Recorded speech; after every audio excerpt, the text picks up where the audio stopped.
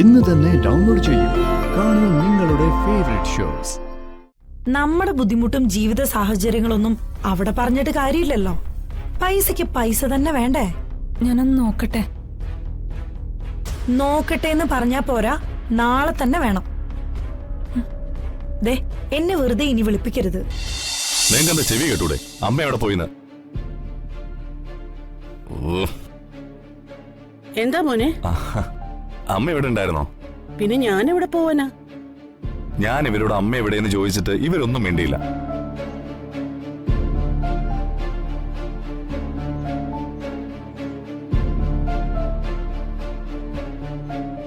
ആ, അതൊക്കെ വിട്. നീ അന്വേഷിച്ച കാര്യം പറ. ഐശ്വര്യയുടെ അച്ഛനും അമ്മയും നാട്ടിലെത്തിയിട്ടുണ്ട്. ആ, കുറെ നാളായി നാട്ടിലില്ലായിരുന്നല്ലേ. അപ്പോ അവരുടെ തറവാട് വരെ ഒന്ന് പോയിട്ട് അവരിങ്ങോട്ട് വരുമെന്ന് ഐശ്വര്യ പറഞ്ഞത്. മതി, അതിന്റെ ആവശ്യമുള്ളൂ. നമ്മളായിട്ട് വെറുതെ ധൃതി കൂട്ടുകയാണെന്ന് അവർക്ക് ഇനിയിപ്പൊ തോന്നണ്ട. ആ അതെ, അതാ ഞാനും പിന്നെ സമ്മതിച്ചത്. ആ, നീ ചെല്ല്, മോൻ ചെന്ന് ഫ്രഷ് ആവ്. ശരി അമ്മേ. ഇപ്പോ അർജുൻ പറഞ്ഞതൊക്കെ ചന്ദ്രലേഖ കേട്ടല്ലോ അല്ലേ? കേട്ടു.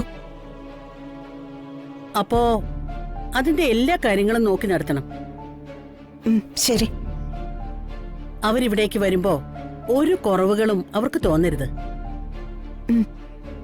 അവരാദ്യമായിട്ട് ഇങ്ങോട്ട് വരുമ്പോ ആർഭാടമായിട്ട് തന്നെ അവര് സ്വീകരിക്കാനുള്ള എല്ലാ ഏർപ്പാടുകളും ചെയ്യണം.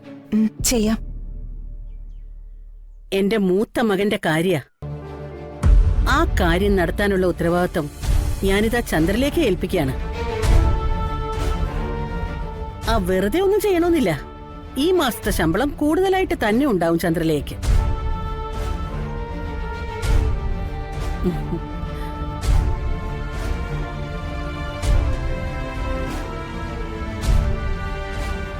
ജേട്ടാ, ഒന്നിങ്ങി വന്നേ.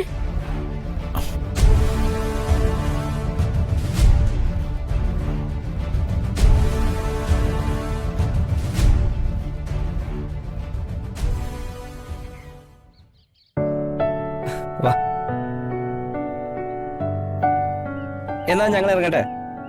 ഇപ്പോഴെങ്കിലും പോയാലേ രാത്രിക്ക് മുമ്പോടെ എത്താൻ പറ്റൂ. ഇപ്പൊ തന്നെ ഒരുപാട് ലേറ്റായി. ഞാൻ ഇതുപോലെ ഇടയ്ക്ക് ഇറങ്ങാം. എന്തിനുണ്ടെങ്കിൽ ദാസേട്ടൻ വിളിച്ചാൽ മതി. ഇനി വരുമ്പോ ഈ കുട്ടിയെ കൂടി മഹിസാർ കൂട്ടിക്കൊണ്ട് വരണം. നല്ല കുട്ടിയാ, ഞങ്ങൾക്ക് ഇഷ്ടമായി. അല്ലേ അണ്ണാ? പിന്നല്ലാതെ.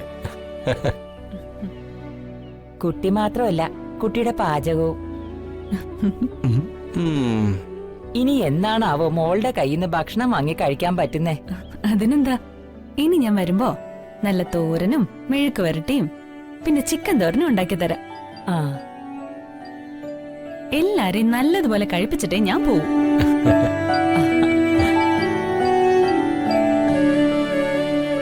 മോളെ ഇടയ്ക്കിടയ്ക്ക് വരണം. ഉറപ്പായിട്ടും. എന്നാ പിന്നെ ഇനി വൈകണ്ട, നിങ്ങൾ ഇറങ്ങാൻ നോക്ക്. ആ ശരി, വാ.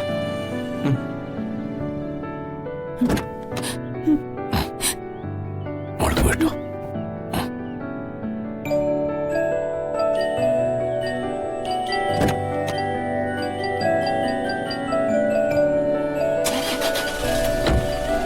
ശരി.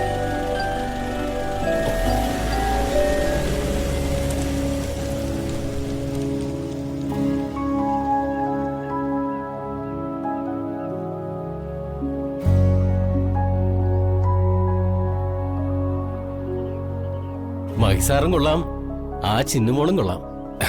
ആ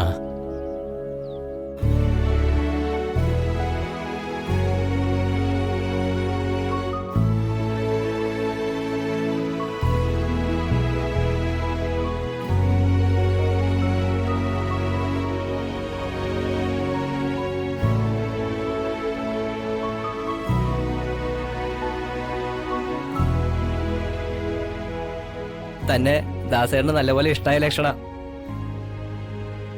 താ വേറൊരു കാര്യം ശ്രദ്ധിച്ചോ? തന്റെ പേരിനേക്കാളും പുള്ളി മോളെന്നാ വിളിച്ചെ. പാവം, മനസ്സിന് നല്ല വിഷമമുണ്ടെന്ന് തോന്നുന്നു. കാണും. പുള്ളിയുടെ മക്കളൊന്നും ഇതുവരെ കാണാൻ വന്നില്ലല്ലോ. എന്തൊക്കെ മനുഷ്യരാണ് ചുറ്റിനും. എന്നാലും സ്വന്തം അച്ഛനല്ലേ. ഒന്ന് അന്വേഷിക്കാനോ കാണാനോ തോന്നുന്നില്ലല്ലോ ഇവറ്റകൾക്ക്. ആ, ഇതുപോലത്തെ മക്കളുണ്ടെങ്കിൽ വയസ്സാങ്കാലത്ത് ഗോവിന്ദ. എന്തിനാണാവോ ഇതുപോലത്തെ മക്കളെയൊക്കെ സൃഷ്ടിക്കുന്നത്? അല്ലെങ്കിൽ താനൊന്ന് ഓർത്തു നോക്കേ, ആക്സിഡന്റ് നടന്ന കാര്യോ ദേ ഇപ്പൊ ഫാം ഹൗസിലെ താമസം എന്നുള്ള കാര്യോ എല്ലാം മോളെ വിളിച്ച് പറഞ്ഞെന്നല്ലേ പറഞ്ഞത്? ഇതൊക്കെ അറിഞ്ഞിട്ടും ആ മോളൊന്ന് തിരിഞ്ഞു നോക്കിയോ? ഇല്ല. ഒന്നുമില്ലെങ്കിൽ സ്വന്തം അച്ഛനല്ലേ. ഇവളെയൊന്നും മക്കളെന്നല്ല വിളിക്കേണ്ടത്. ദാസേനോട് കാണിക്കുന്നതിനൊക്കെ ആ പെണ്ണ് അനുഭവിക്കും. അനുഭവിച്ച ചാവൂ. താനൊന്ന് നിർത്തുന്നുണ്ടോ?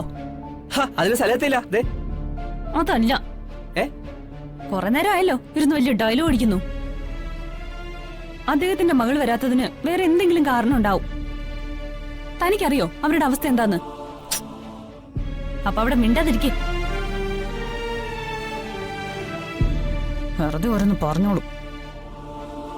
താൻ ഇരുന്ന് ചിലക്കാതെ വണ്ടി വേഗം ഓടിച്ചേ. ഇപ്പൊ തന്നെ ലേറ്റായി.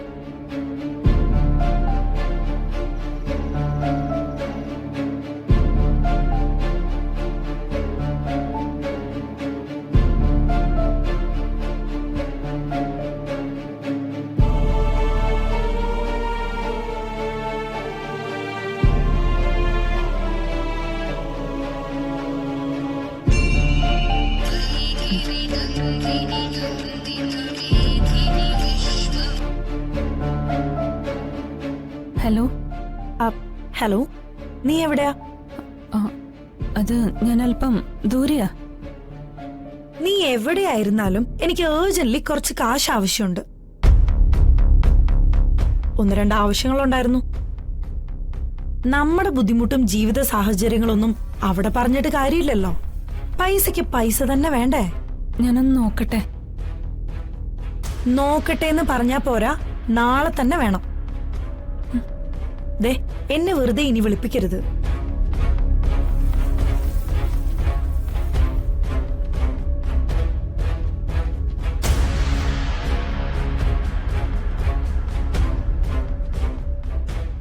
ഇത്രയും നേരം ചൊറിഞ്ഞോണ്ടിരുന്ന ആള് ഫോൺ വന്നപ്പോ എന്താ സൈലന്റ് ആയത്?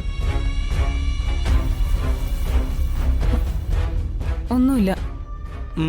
പറയാൻ വയ്യെങ്കി വേണ്ട.